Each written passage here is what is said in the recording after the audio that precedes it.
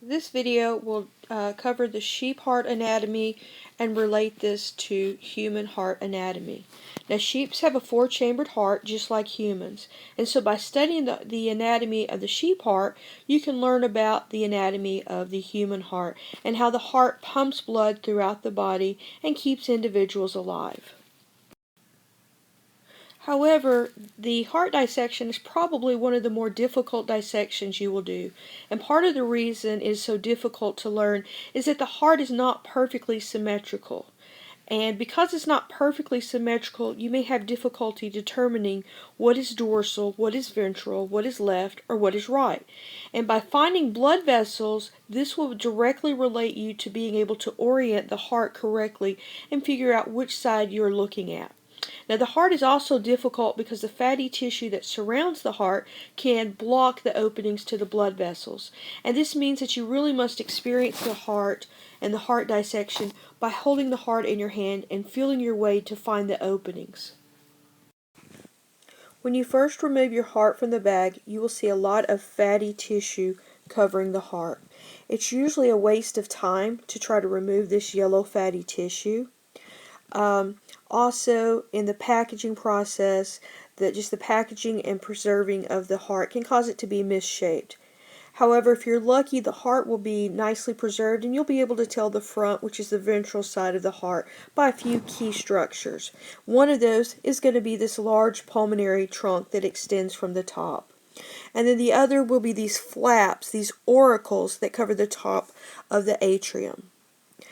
Now, what we can do is by grabbing some colored pencils, we can help you identify and mark your blood vessels and orientate yourself on the heart. Now, the front of the heart has a curve running down the entire front side, whereas the back is much flatter. And so the first thing we're going to show you is the coronary sinus that runs across it at an angle. And we're going to kind of color that in right there, that you can see that coronary sinus. In addition to that, that pulmonary trunk is located at the front of the heart and it enters at an angle. So we're going to use our fingers and we're going to probe around the top of the heart and we're going to find the four major blood vessels at the top of the heart, and that's going to be the pulmonary trunk, the aorta, the superior vena cava, and the pulmonary vein. And we will use colored pencils to mark these locations. Okay, so this is a diagram of the front of the heart, and we can see the auricle. And here we have that pulmonary trunk that we were speaking about on the previous slide. And once you find the pulmonary trunk, the aorta will be situated just a little bit behind it, and it may be covered in a lot of fat. So you'll have to poke around, stick your finger around until you find that opening. And if you push your finger all the way down through there, you're going to feel the inside of the left ventricle. If you feel the left ventricle wall, you're going to find that it is much thicker compared to if you push your finger down through the pulmonary trunk and you feel the right ventricle. And that has to do with the pulmonary circulation of the right side of the heart going to and from the lungs only, where on the left side of the heart we have that systemic circulation where the left side of the heart pumps to the rest of the body. Now we can go ahead and put colored pencils in there and mark these two blood vessels, and you'll kind of see that they crisscross one another. Now once we have marked these two blood vessels, we're going to take the heart and we're going to turn it around so we're looking at the back or the dorsal surface. And there are two more major blood vessels that enter the heart that we want to mark. On the left side, we will find the opening of the pulmonary vein as it enters the left atrium. The superior vena cava will enter the right atrium, and so it'll be on the right side. The problem you may have is that in many of our preserved hearts, the heart is cut at this point, and so you may not actually see the blood vessels. You may only find the openings.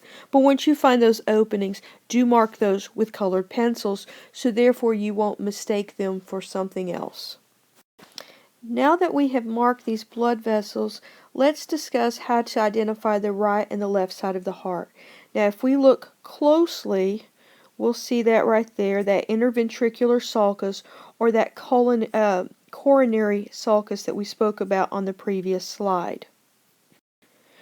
the tip of the heart is called the apex, and so this half that includes the apex, or this pointed end of the heart, is the left side. Now if you'll hold the heart, you can confirm this by squeezing each half of the heart. The left half will feel much firmer and more muscular than the right side. And again, this is because the left side has that systemic circulation pumping to the entire body except to the lungs. Now that part is going to be the right side of the heart, performing that pulmonary circulation. So you should be able to feel a difference between the right and the left sides of the heart. Now here we have just a diagram confirming what we have seen so far. With that pulmonary trunk, the aortic arch, we were seeing the aortic arch cut in such a way that we were able to label the brachiocephalic artery. We had that superior vena cava. Remember that this is a four-chambered heart, so we have our atrium, we have our ventricles, but so far that's what we have looked at. So you use a scalpel and you make an incision at that superior vena cava area up here at the top, and then you make the incision going down the right side so that you can cut open and you can see this section of the heart. Now once you have done this, the first thing you want to do is you want to orientate yourself again based on right and left. And when you have a view of the heart, such as you have here, you want to look at the thickness of the heart wall. And what you'll notice is the right side is much thinner than the left. And so we say the left side of the heart is twice as thick as the right side. And again, that's because of that systemic circulation that we have going on the left side of the heart versus that pulmonary circulation we have on the right. So remember that when you work with a specimen, you're dealing with the specimen's right and left and not your own. And the very first thing you want to do is to identify your right from your left.